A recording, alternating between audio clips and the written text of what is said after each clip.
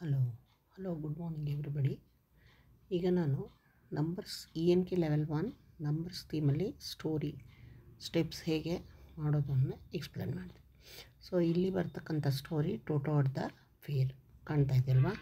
So ನಾವು steps ತೊಗೊಳ್ಳೋಣ. First ಏನು ಮಾಡಬೇಕು, ಫಸ್ಟ್ ಬಿಗಿನ್ ನರೇಷನ್ ಇಂಟ್ರೊಡಕ್ಷನ್ ಕೊಡಬೇಕು. ಫಸ್ಟು ನಾನಿವತ್ತು ನಿಮಗೆ ಸ್ಟೋರಿ ಆಫ್ ಟೋಟೋ ಕ್ಯಾಟ್ದು ಒಂದು ಸ್ಟೋರಿ ಹೇಳ್ತಾರೆ. ಟೋಟೋ ಕ್ಯಾಟ್ ಅವನು ಹಿಂಗೆ ಫೇರ್ಗೆ ಹೋದ, ವೆಂಟ್ ಟು ಫೇರ್ ಅನ್ನೋ ಕಥೆನ ಹೇಳ್ತಾ ಇದ್ದೀನಿ. ಫೇರ್ ಜಾತ್ರೆಗೆ ಹಿಂಗೆ ಹೋದ ಅಂತ. ಆಮೇಲೆ ಅಂತ ಹೇಳಿಬಿಟ್ಟು ಅದರಲ್ಲಿರೋ ಕೀ ಕ್ಯಾರೆಕ್ಟರ್ಸ್ ಟೋಟೋ ಕ್ಯಾಟ್, ಪಪ್ಪಾ ಕ್ಯಾಟ್, ಮಮ್ಮ ಕ್ಯಾಟ್, ಬೆಲೂನ್ ಮ್ಯಾನ್, ಇದ್ರದ್ದೆಲ್ಲ ಅರ್ಥ ಹೇಳಬೇಕು. ಆಮೇಲೆ ಸ್ಟೋರಿನ ಮದರ್ ಟಂಗಲ್ಲಿ ಮೊದಲು ವಾಯ್ಸ್ ಎಕ್ಸ್ಪ್ರೆಷನಿಂದ ಕನ್ನಡಲ್ಲಿ ಹೇಳ್ಬಿಡ್ಬೇಕು. ನೆಕ್ಸ್ಟ್ ಸ್ಟೆಪ್ 2ಕ್ಕೆ ಈ ಸ್ಟೋರಿ ಇಂಗ್ಲೀಷ್ ಕಾರ್ಡ್ ಅಥವಾ ಟೀಚರ್ ಕಾರ್ಡ್ ತೊಗೊಂಡು ಓದಬೇಕು. ಸ್ಟೆಪ್ 3ರಲ್ಲಿ ರೀಡರ್ ಯೂಸ್ ಮಾಡಬೇಕು. ಮಕ್ಕಳನ್ನು ರೀಡರ್ ಓಪನ್ ಮಾಡ್ಕೊಳಕ್ಕೆ ಹೇಳಿ ನೀವು ಒಂದು ರೀಡರ್ ಇಟ್ಕೊಂಡು ಒಂದೊಂದು ಸ್ಟೋರಿನ ಲೈನ್ ಬೈ ಲೈನ್ ಮಕ್ಕಳು ಕೈ ಇಟ್ಕೊಂಡು ಒಂದೊಂದು ಪದಾನು ಹೇಳಿಸ್ಬೇಕು. ಅದನ್ನು ಸ್ಟೋರಿನ ಅರ್ಥನೂ ಹೇಳಬೇಕು.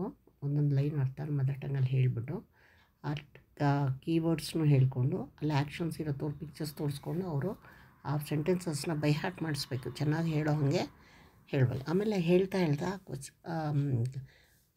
ಸ್ಟೋರಿನ ಮಕ್ಕಳು ಹೇಳೋಕ್ಕೆ ಆ ಲೈನ್ ರಿಪೀಟ್ ಮಾಡೋಕ್ಕೆ ಬಂದಮೇಲೆ ಅದೇ ಲೈನ್ಗೆ ಆ ಲೈನೇ ಆನ್ಸರ್ ಬರೋ ಹಾಗೆ ಅದೇ ಕ್ವಶನ್ನ ಕೊಡಬೇಕು. ಅದೇ ಕ್ವಶನ್ ಆಗ ಮಕ್ಕಳು ಅದಕ್ಕೆ ಆನ್ಸರ್ ಹೇಳಬೇಕು, ಪ್ರೊವೈಡ್ ಮಾಡೋ ಅದೇ ಆನ್ಸರು. ನೀವು ಹೇಳ್ತಾ ಇದ್ದೀರಲ್ಲ ಇದೇ ಆನ್ಸರ್, ಇದು ಕ್ವಶನ್ ಕೇಳ್ತೀವಿ ಇದೇ ಹೇಳಿ ಅಂತ ರಿಪೀಟ್ ಮಾಡಿಸ್ಬೇಕು. ಆ ಮಕ್ಕಳಿಗೆ ಕ್ವಶನ್ನು ಮನವರಿಕೆ ಆಗುತ್ತೆ, ಆನ್ಸರು ಮನವರಿಕೆ ಆಗುತ್ತೆ.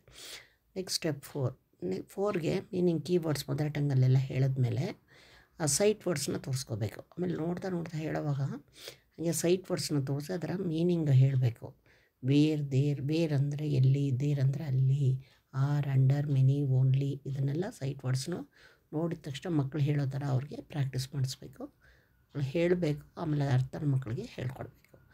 ಆಮೇಲೆ ಕೊನೆ ಸ್ಟೆಪ್ 5th ಸ್ಟೆಪ್ ಸಿಂಪಲ್ ಕ್ವಶನ್ಸ್ನ ಮಕ್ಕಳನ್ನ ಕೇಳಬೇಕು. ಸ್ಟೋರಿಗೆ ಸಿಂಪಲ್ ಕ್ವಶನ್ಸ್ನ ಆಗ ಮಕ್ಕಳು. ನೆಕ್ಸ್ಟು ಸ್ಟೆಪ್ 6ಅಲ್ಲಿ ಸ್ಟೂಡೆಂಟ್ಸು ಕ್ಲೋಸ್ ಎಕ್ಸಸೈಸ್ನ ಓಪನ್ ಮಾಡೋಕ್ಕೆ ಹೇಳ್ಬೇಕು. ವರ್ಕ್ ಬುಕ್ಕಲ್ಲಿ ನಿಮ್ಮ ಹತ್ರ ಒಂದು ಕಾರ್ಡ್ ಇದೆ, ಅದು ಇಟ್ಕೊಂಡು ಸ್ಟೋರಿ ನೀವು ಓದ್ತಾ ಇರಬೇಕು. ಓದಿ ಪಿಕ್ಚರ್ಸ್ ಬಂದಾಗ ಸ್ಟಾಪ್ ಮಾಡಿದಾಗ ಮಗು ಆ ಪಿಕ್ಚರ್ ಹೆಸರನ್ನ ಇಂಗ್ಲೀಷಲ್ಲಿ ಹೇಳಬೇಕು.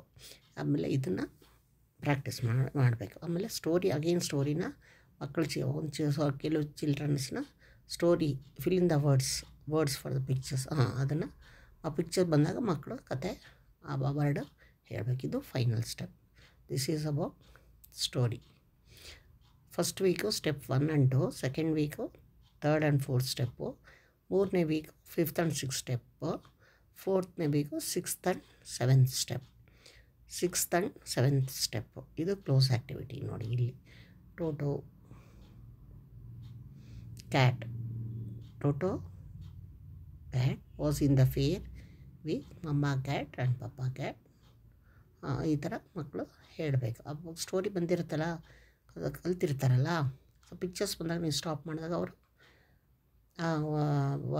ಪಿಕ್ಚರ್ ವರ್ಡ್ನ ಹೇಳಬೇಕು. This is about story explanation ಹೇಗೆ ಅಂತ step by step. Okay, like ಮಾಡಿ, ಶೇರ್ ಮಾಡಿ, ಸಬ್ಸ್ಕ್ರೈಬ್ ಮಾಡಿ. ನೋಡಿ ಇಲ್ಲಿ